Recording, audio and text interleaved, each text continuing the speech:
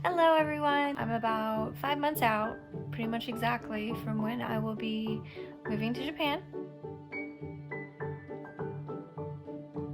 And I'm sure if you're seeing this, whenever you're seeing this, you know what's going on in 2020.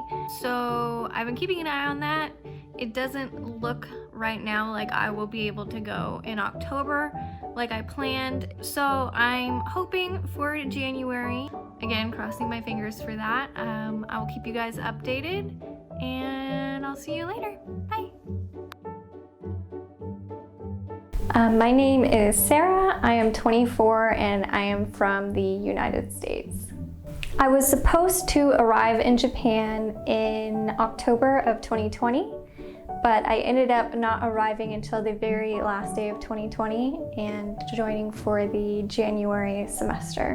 Whenever I was waiting to find out when I would be able to come to Japan, I was really frustrated, mainly because there are many things that you have to do before you leave, such as cancel your health insurance, sell a car, quit your job, which is obviously very difficult to do if you don't have enough notice. So it was very frustrating, very stressful, but I persisted and I waited and I knew eventually it would happen, and it did. GoGo Nihon was very helpful with the entire process, especially doing the forms, filling out the many forms that there were, a lot of which were difficult to fill out because I didn't know what they were asking for. They were very receptive and quick in answering my questions and telling me exactly what was needed.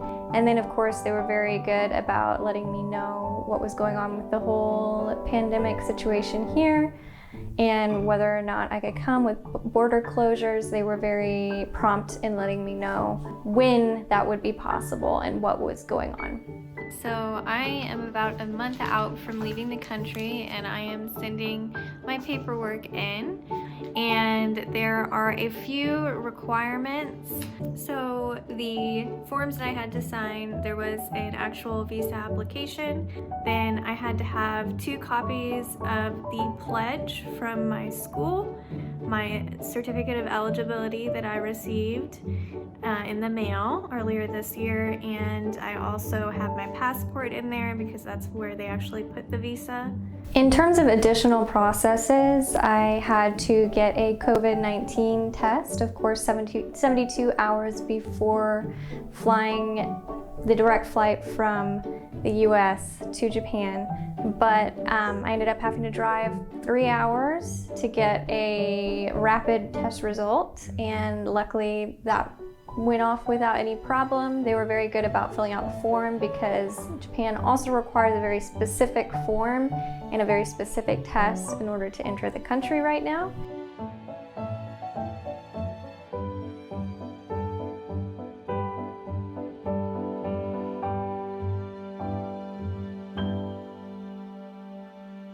Upon arriving to Japan, there were a lot of steps we had to go through before we could even leave the airport. It took about 2 hours. When I arrived at Haneda Airport, we were directed to a place where we had to give them our forms that we filled out on the plane, basically again stating that we had not had any symptoms, where we were coming from, what level our country was in terms of Japan, considering them level 3 country, level 2 country, level 1 country in terms of the pandemic. And so after that, we had to get tested, and that was a saliva test. It was very quick and easy. I think they had the results of the saliva test probably within an hour, thereabouts. And after that, I had to go through immigration and customs, and then I was out. Thank God. So I had to take a charter vehicle, which was specifically, a company had made this specific service for people who are coming from the airport and going to their accommodations if they are coming from a foreign country. Before coming, I did already have my accommodations sorted. I had already booked a hotel room for 2 weeks before I arrived near where I would be moving to live in after quarantine. And They were pretty good. It was a very small hotel, obviously, but it was affordable. Other ways that I spent my time during quarantine was staying active as much as I could, doing yoga, meditation. I studied Japanese, of course. I also watched a lot of YouTube and Netflix, so I kept myself pretty busy. I also talked to my family back home through video chat most days. My school started on January 15th, and luckily that was my first day out of quarantine, so I was able to go to the first day of classes.